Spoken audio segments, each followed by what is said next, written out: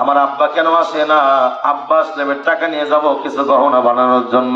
আব্বা কেন আসে না? আব্বা কেন আসে না? আব্বার কেন দেরি হয়? আল্লাহর নিজামুদ্দিন আউলিয়া ওখান থেকে গিয়া বিবির কাছে গিয়া বিবির হাত ধরে বলে, এ বিবি, আমি তোমার কাছে একটা কথা জানতে চাই।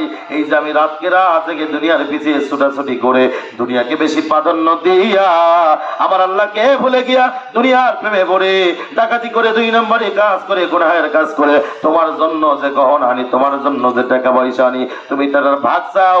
সত্য তুমি নিজে রেখে দাও আর সন্তানদের মাঝে বিলিয়ে দাও। আমি তোমার কাছে জানতে চাই, এই খারাপ কাজ করার কারণে আমার যে গুনাহ হয়েছে এই গুনার ভাগ কি তুমি নিবা নাকি? স্ত্রী ডাকতে বলে, স্বামী রে, আমি তোমার অধীনস্থ, আমি তোমার বিবি, তুমি কি করে টাকা আনবা আমি এটা আমার দেখার বিষয় না।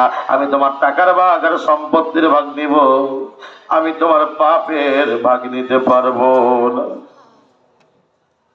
ছেলের কাছে গেলে ডাকতে বলল, হে আমার সন্তান, আমি তোমার কাছে জানতে চাই, আমি যে রাতকে রাত জেগে মানুষকে হত্যা করে মানুষের মনে ব্যথা দিয়া এই যে লক্ষ লক্ষ টাকা সোনা গহনা আমি এইভাবে সিরে এইভাবে সুন্দর করে তাদের কাছ থেকে আমি আনি, তুমি কি এইটার ভাগ নাও? আমি তোমার কাছে জানতে চাই, এই কাজগুলো করার কারণে আমার যে গুনাহ হয়, পাপ হয়, এর ভাগ কি তুমি নিবা নাকি? আমি তোমার কাছে জানতে চাই।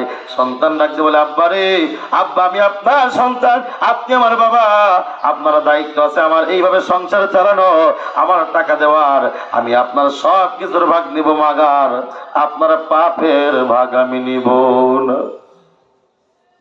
ওরে তুমি যারে আপন ভাবো সে তো মারে ভাবে পর, বলুন সে তো মারে ভাবে পর, তুমি কার বায়াসাই বাদুসরে বাড়ি ঘর, অবুঝ মন আমার তুমি কার বায়াসাই বাদুসরে বাড়ি ঘর, মরার পরে আপন জনা দিবের খবর,